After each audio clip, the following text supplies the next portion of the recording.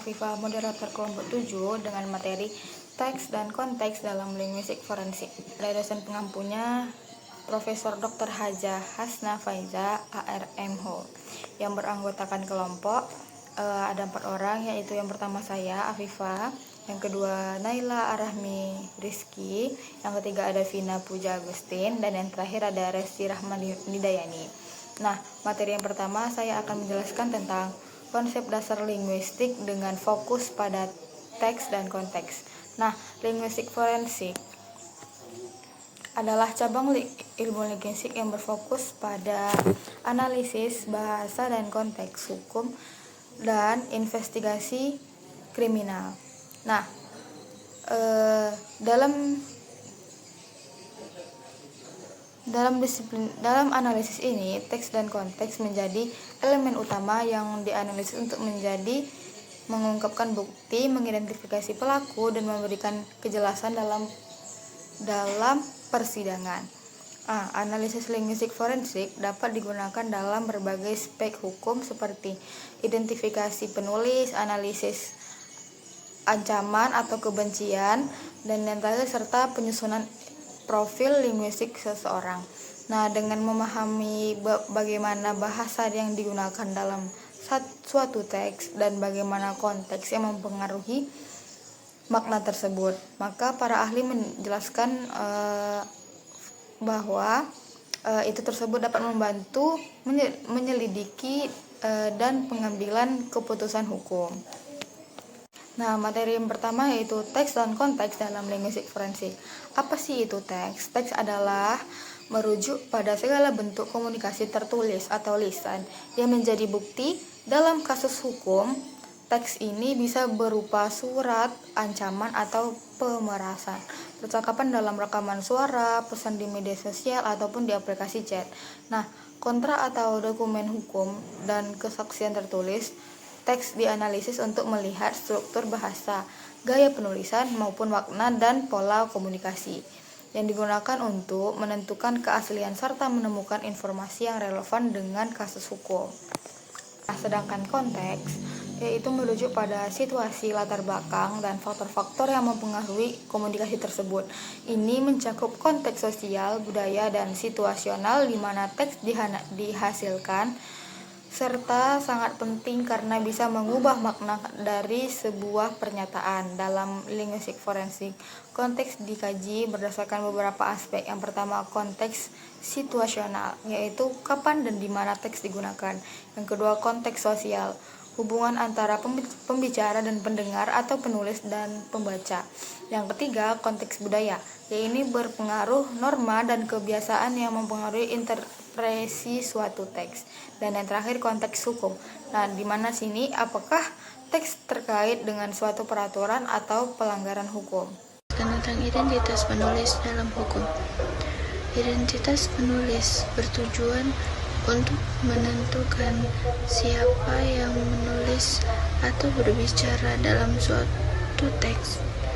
Berdasarkan analisis linguistik, teknik yang digunakan meliputi yang pertama, leksikal, pemilihan kata atau kata frasa yang sering digunakan oleh seseorang. Yang kedua, analisis sintaksis atau struktur kalimat, panjang kalimat dan pola kesalahan tata bahasa.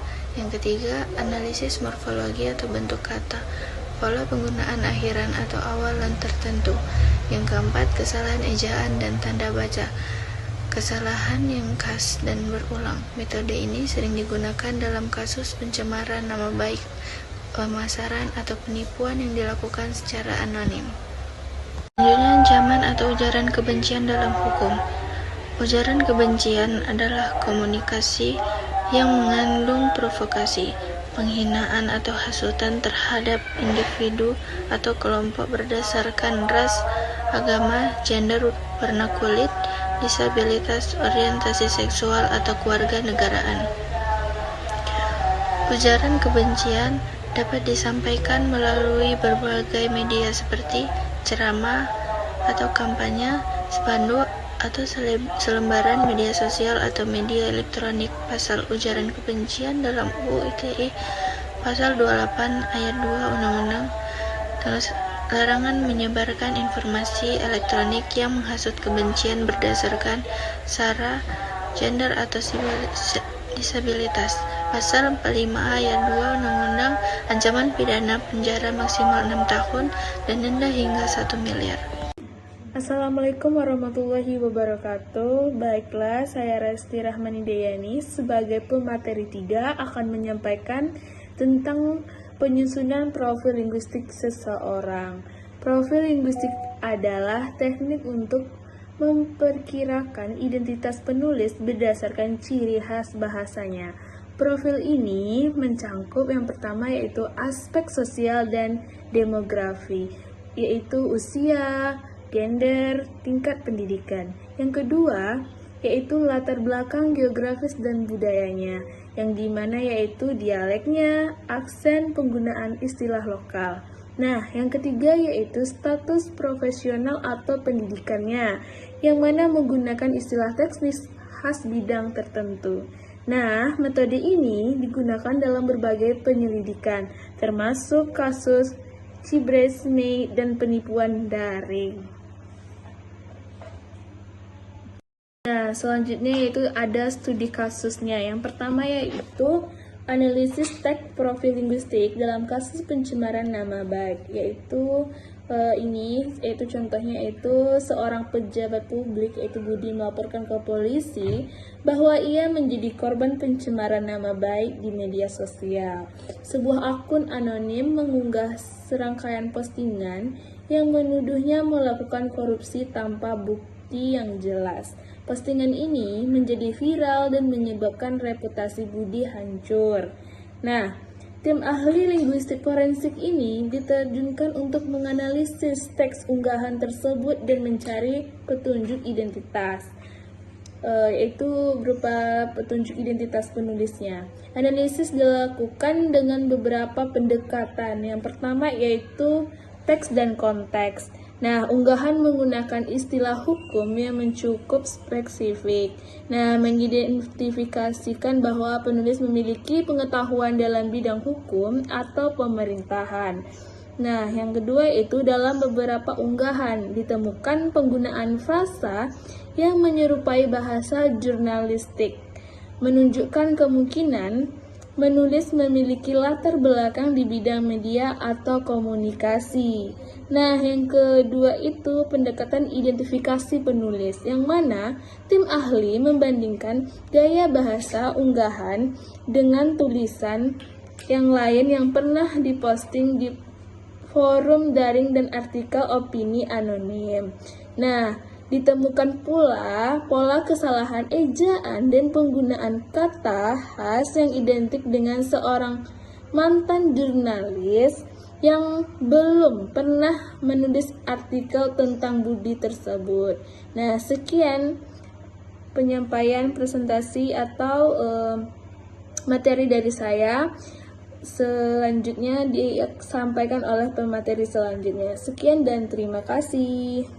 Saya Naila Aramditya dengan NIM 2305114757. Saya akan melanjutkan pembahasan mengenai hasil analisis yang telah ditemukan. Nah, selanjutnya itu ada analisis ujaran kebencian. Dari hasil analisis ujaran kebencian, ditemukan bahwa beberapa unggahan mengandung unsur fitnah dan ujaran kebencian yang menargetkan etnis tertentu. Hal ini jelas melanggar Undang-Undang ITE karena kata-kata yang digunakan lebih bersifat opini tanpa adanya bukti konkret. Nah, dari sini bisa disimpulkan bahwa unggahan tersebut lebih bersifat pencemaran nama baik atau mengarah kepada pencemaran nama baik daripada sebuah laporan investigatif. Nah, selanjutnya ada hasil analisis melalui penyusunan profil linguistik. Nah, di sini ditemukan bahwa pelaku ini memiliki kecenderungan menulis dengan gaya jurnalistik dan hukum. Nah, ini menunjukkan bahwa pelaku ini memiliki latar belakang atau wawasan dalam bidang hukum dan juga media, yang berarti dia memahami bagaimana menyusun narasi dengan cara tertentu.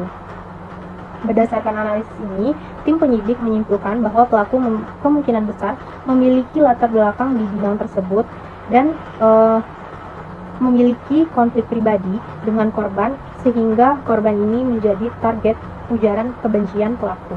Kesimpulannya, linguistik forensik memainkan peran penting dalam investigasi hukum dengan menganalisis bahasa sebagai bukti. Ketepatan dalam memahami teks dan konteks sangat krusial agar tidak terjadi kesalahan dalam penyelidikan dan proses keadilan. Dengan perkembangan teknologi dan metode analisis yang lebih canggih, linguistik forensik terus menjadi alat yang andal dalam membantu penegakan hukum. Analisis bahasa tidak hanya membantu mengungkap kejahatan, tetapi juga dapat mencegah penyebaran informasi yang tidak sesuai atau menyesatkan di masyarakat.